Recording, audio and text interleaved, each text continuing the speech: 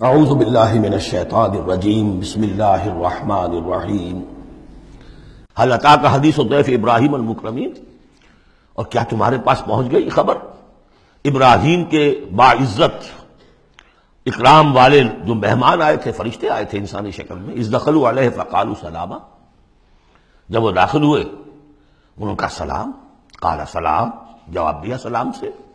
قوم منکرون، دل میں یہ کہا کہ یہ تو کوئی اجنبی سے لوگ ہیں. فراغ الی اہلہ فجاء بعجل سمین، تو گیا اپنے گھر والوں کی طرف دوڑ کر اور لے کر آیا ایک گھی میں بھنا ہوا بچڑا، گوشت پیش کر دیا. پچھلے زمانے میں یہی دعوتیں ہوتی تھیں، پورا جانور جو ہے اسے تلا اور حاضر ہے. فقربہ الیہم، ان کی طرف بڑھایا، تناول فرمائیے. قال الا تاکلون، جب دیکھا وہ کھا نہیں رہے تو کہا آپ کھاتے نہیں، کیا مسئلہ ہے؟ فاوجس منہم خیفہ، تو دل میں ان کی طرف سے اب اندیشہ اور خوف پیدا ہو گیا.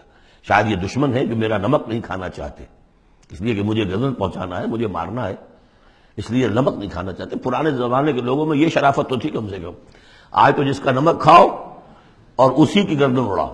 قالوا لا تخف، انہوں نے کہا نہیں آپ ڈریں نہیں. وبشروہ بغلام حلیم، اور انہوں نے بشارت دی انہیں ایک بیٹے کی جو صاحب علم ہوگا، یعنی حضرت اسحاق. فاقبلت امرأته في سرة فسكت وجهها، تو سامنے آئی ان کی بیوی، آگے بڑھی ان کی بیوی اور بڑبڑاتی ہوئی آئی. فسکت وجہا، اس نے اپنا ماتھا پیٹا.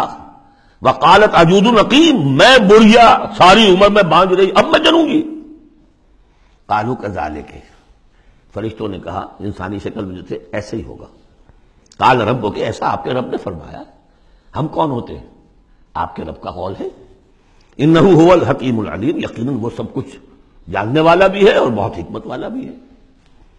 قال فما خطبکم ایھا المرسلون، تو حضرت ابراہیم نے پوچھا ہے ایلچیو تمہارا ارادہ کیا ہے، کدھر جا رہا ہے، قصد کس کا ہے؟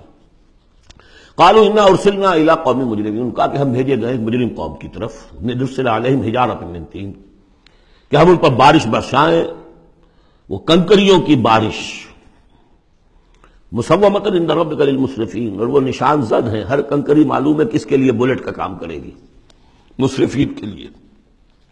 فاخرجنا من کان فیہا من المؤمنین، تو ہم نے نکال لیا جو اس بستی میں تھے اہل ایمان. فما وجدنا فیہا غیر بیت من المسلمین، تو نہیں پایا ہم نے اس میں سوائے ایک گھر کے جو مسلمانوں کا تھا، یعنی حضرت لوط کا اپنا گھر.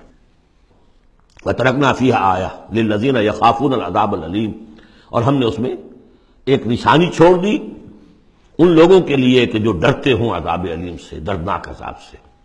اب وہ نشانی اب ظاہر ہو رہی ہے. وہ شہر جو ہیں، یہ تو پہلے بھی مجھے اندازہ تھا کہ وہ چونکہ تھے یہ سدوم اور عمورہ کی بستیاں بالکل ساحل سمندر پر تھے، یہ جو بحر مردار کہلاتا ڈیڈ سی، اور وہاں جب اس طرح کا زلزلہ آیا ہے تو وہ گویا کہ اسی سمندر کے اندر گر گئے.